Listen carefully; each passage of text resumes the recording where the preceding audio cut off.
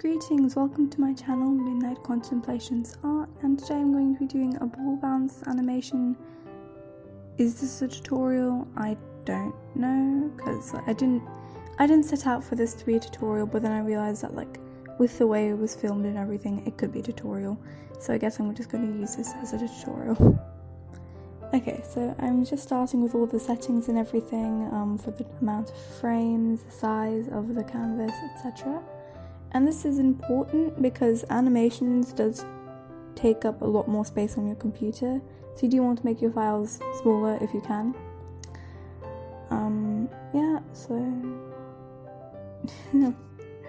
And then here I'm just working on the onion skin, and the onion skin is basically so you can see the frames before or after your frame that you're on. And I prefer just have the 2 frames before and after, but some people prefer to have loads more, and I feel like that's probably better for more detailed works, while mine is just a ball bounce. So I didn't need many, I just needed 2 for each side. So the reason I use so the ball bounce animation, I feel like anyone who's ever animated has done it. It's very basic, it's simple, it's just a ball bouncing. And the reason that I feel like animators use it is because it's simple, but it also has a lot of very important aspects that you need to take care of.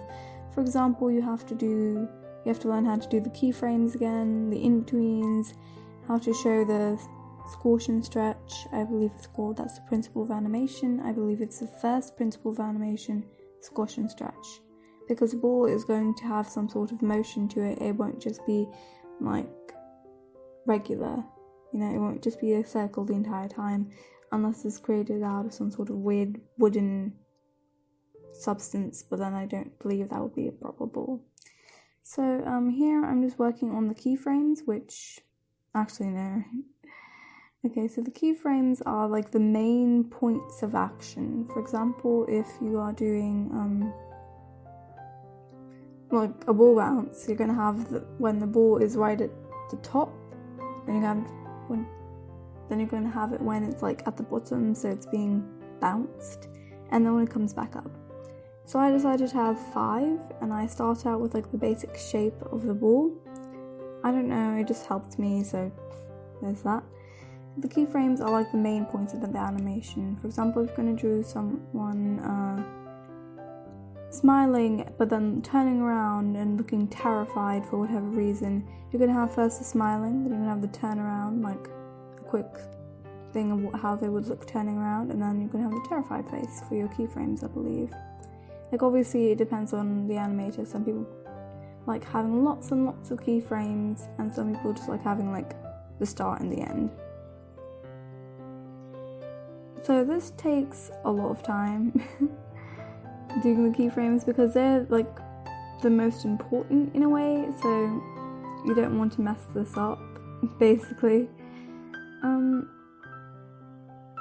So as you can see, I'm sort of changing the shape of the ball as I am doing the keyframes, because with all objects, they squash and they stretch. Some objects more than others, some objects less, and that's just how materials work. But I decided to do sort of a rubber bouncy ball, and they squash down quite a bit. So yeah, and here I'm working on the onion skin so I can see what's happening, and here you can see how they work, so you can see the next 2 frames, so I can sort of make the ball look proportionate to the rest. And here I'm trying to fix that up. Again, with why this animation is important, it's because it has quite a few key things to do with animation. It has your timing. For example, if you're doing a ball bounce, it's going to be quite quick, isn't it? But there is going to be more you're going to be slower as you go up and on the initial squash down. So that's one thing that you have to take care of. You also have to work on the basic rules of animation, kind of the idea of it. The rules of squash and stretch. So here's a little clip of what it looked like then, and then I did a bit of timing, just fixing everything up. like working on the time frames and like how many frames per second I wanted, and this is what that looks like. So it's a little bit slower, but it's not that much slower. And right now I'm just working on the keyframe, so it doesn't even look like a finished animation. It looks like a bit of an eyesore, honestly. So here I'm just like, so what I do for my keyframes is that I make them a bit longer so people can spend more time looking at the basic action. I don't know if this is like, if there's a name for this, or if there's like or if that's even like a thing that you should do, but it's just what I do. I make my keyframes last a bit longer than my in-betweens, so they just stand out a bit more, I guess. And I feel like in a finished animation you wouldn't do this as much, because in a finished animation you are basically always moving the camera or what the characters or objects around. So yeah. So now we have another clip of the animation.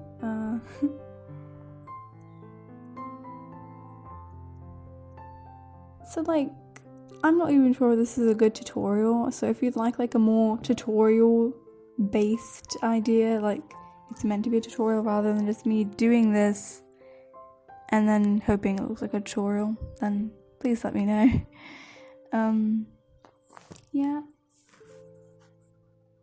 And here we're just going through the keyframes again, just making sure they look alright. And you can notice this discrepancy between the size of the wall at the start and the size at the end. I just made it so much bigger, and I don't know why. I guess it just sort of happened that way. It's not fun. Now, the way I make my keyframes last longer is really slow, and probably the worst way to do it, but I don't know how to do it otherwise. Because I did try to do it differently once, but things went badly. Let's just say that. And the reason I did this wall bounce actually is because I haven't animated in a long time, like a long time. I believe it's been like 6 months at least. Like at least it's been 6 months. So I decided to do just a very basic animation, so I don't so just I can have a look at what I can still do, and it seems that I can do a ball bounce. So here's another clip of what it looks like. As you can see, it looks much more slow, which isn't the best thing. It's also very like choppy, you can see where things end. But I have the in-betweens now.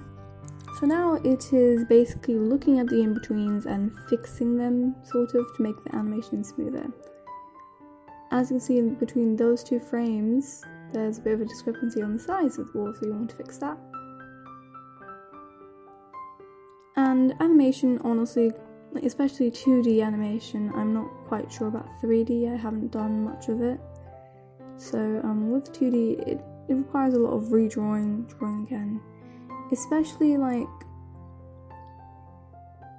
with like more fluid things, like the more choppy you want it to be, the easier it is to just do it, but this is meant to be a bit more fluid. And honestly, drawing these things takes a long time. And honestly, like with the end result of this animation, I'm not quite happy. And I could have shown you the end result, but for some reason it didn't like work because it was a GIF file, GIF, whatever you want to call it. A graphic image format. There you go. I'm pretty sure that's not the proper thing for it, but like whatever it is, it didn't work for some reason when I put it on my video. So I guess we're just gonna have to watch the animation in clips where I slow the thing down. And the in-betweens, honestly, I feel like they don't take as long as the keyframes. Like, I feel like since this animation was really short, it only took me like half an hour, I think. That's why I'm saying that, but like, I do feel like keyframes take more effort. Also, I might be posting more animations on my channel rather than just speed paints, yeah. Also, I got a question earlier. Oh my god, I got a question. I don't know why that makes me so happy, but it did. of whether I was going to do any traditional art on my channel, and the thing is I can't currently because I don't have like a proper like camera stand. I have a camera, but I don't have a camera stand, and I don't really have anyone that could just stand there for however many hours I'm going to do my pieces and just film me. So until the end of the pandemic and like when things are a bit more normal, I won't be able to like do traditional, and because I just don't want to like put that much force on the delivery workers. They shouldn't have to send me a camera, you know? So here's what the animation looks like with all the keyframes, and here's what it looks like without the keyframes. And yet again, this is sped up a little bit, so it's not this quick in real life. So it's very basic animation. It's just for me to test out that I can still animate. But honestly, with this, I don't think I can. It's not a great animation. Like, let's just say it could have been better, and I am going to be working on animating a bit more later on. So, also, I'm planning on doing a few animatics maybe down the road. So that's something you find fun. I might do like, I don't know, those animation meme things. Like, those are old now, aren't they? Those are really old now, but I might still do them because I'm old-fashioned. Actually, how old are they? Because I feel like people still do them, but they aren't as popular. I feel like they were more popular like early 2000 and like early 2010s. So like, yeah, or maybe late 2000s. So I wasn't really on YouTube back then. Either way, so. And yet again, fixing the in-betweens.